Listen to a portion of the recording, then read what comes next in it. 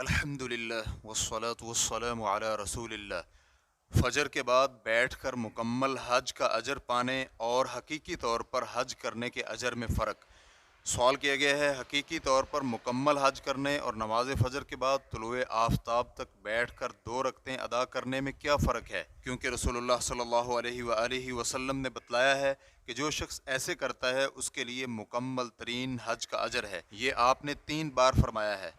الجواب بعون اللہ سبحانہ وتعالی، نماز فجر سے لے کر طلوع آفتاب تک بیٹھے رہنا اور پھر 2 رکعت نماز ادا کرنے کے بارے میں رسول اکرم صلی اللہ علیہ وآلہ وسلم کا یہ فرمان ہے کہ جو شخص باجماعت فجر کی نماز ادا کرے اور پھر بیٹھ کر اللہ کا ذکر کرتا رہے یہاں تک کہ سورج طلوع ہو جائے، پھر 2 رکعت نماز ادا کرے تو اس کے لیے مکمل حج اور عمرے کا ثواب ہوگا۔ ترمذی حدیث نمبر 586۔ اس حدیث کے صحیح ہونے کے بارے میں اختلاف ہے، چنانچہ کچھ اہل علم نے اس حدیث کو ضعیف قرار دیا ہے جبکہ دیگر اہل علم نے حسن کہا ہے۔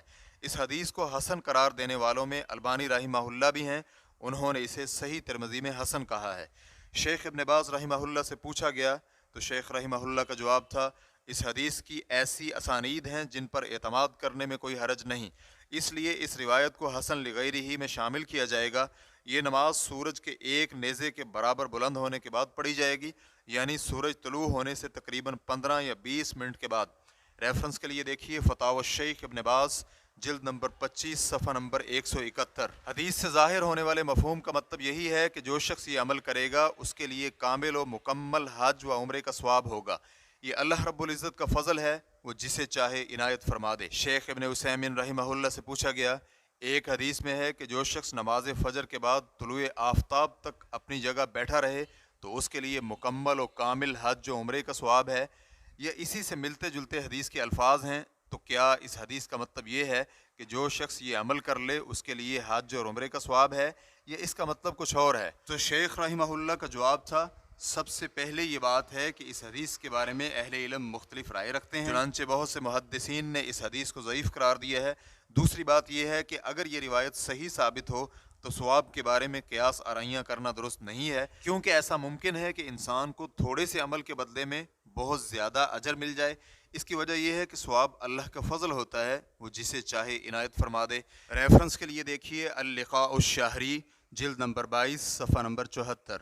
رہا مسئلہ حج و عمرے کی ادائیگی اور اس عمل کے بارے میں، تو حج کے لیے مالی اخراجات برداشت کرنے پڑتے ہیں، جسمانی مشقت اٹھانی پڑتی ہے، نیز حج استطاعت رکھنے والوں پر فرض ہے اور اسلام کے ارکان میں شامل ہے، جبکہ بیٹھنے کا یہ عمل اور پھر ذکر و نماز کی ادائیگی صرف حج کے ثواب میں حج کے ساتھ یکسانیت رکھتا ہے۔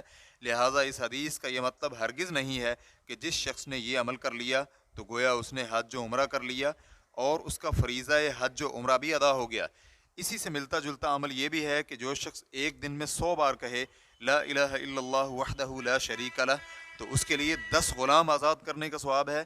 اب اگر کسی شخص پر قسم کا کفارہ باقی تھا اور قسم کے کفارے میں بھی غلام آزاد کیا جاتا ہے تو یہ ذکر کرنے سے قسم کا کفارہ ادا نہیں ہوگا۔ اہل علم اس قسم کے اعمال کے ثواب کے بارے میں کہتے ہیں کہ اس سے مراد ان اعمال کے ثواب میں ان فرائض سے ایک طرح کی مشابہت ہے، نہ کہ ان کی فرضیت سے کفایت کا بیان ہے۔